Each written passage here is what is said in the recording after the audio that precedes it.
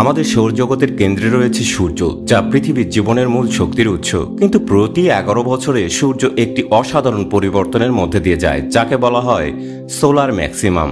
Solar maximum হল সৌরচক্রের সেই সময় যখন সূর্যের পৃষ্ঠে সানস্পটের সংখ্যা সর্বোচ্চ হয়। এই সময় সূর্যের চৌম্বক ক্ষেত্র অত্যন্ত অস্থিতিশীল হয়ে ওঠে, ফলে ঘটে শক্তিশালী সৌর ফ্লেয়ার এবং কর্নাল মাস ইনজেকশন বা সিএমই।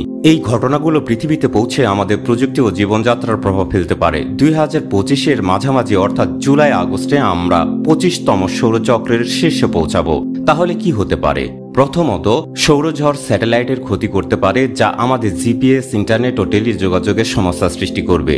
দ্বিতীয়ত, শক্তিশালী জিওম্যাগনেটিক ঝড় বিদ্যুৎ গ্রিডে অতিরিক্ত কারেন্ট সৃষ্টি করতে পারে, যা ব্ল্যাক আউটের কারণ হতে পারে। তৃতীয়ত, মেরু অঞ্চলে উড়ন্ত বিমানের রেডিও যোগাযোগ ব্যাহত হতে পারে। কিন্তু চিন্তার কিছু নেই, বিজ্ঞানীরা এর জন্য প্রস্তুত। নাসা এবং নোয়া এর মতো সংস্থা সৌর কার্যকলাপ নিরীক্ষণ করছে এবং পূর্বাভাস দিচ্ছে। বিদ্যুৎ গ্রিডে সার্চ প্রজেক্টর ব্যবহার, স্যাটেলাইটে বিকিরণ প্রতিরোধ ঢাল এবং ব্যাকআপ যোগাযোগ ব্যবস্থা তৈরি করা হচ্ছে।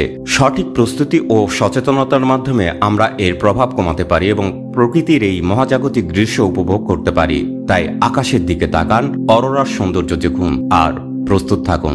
সৌরচক্র সম্পর্কে আরও জানতে নাসা এবং নোয়া এর ওয়েবসাইট দেখতে পারেন।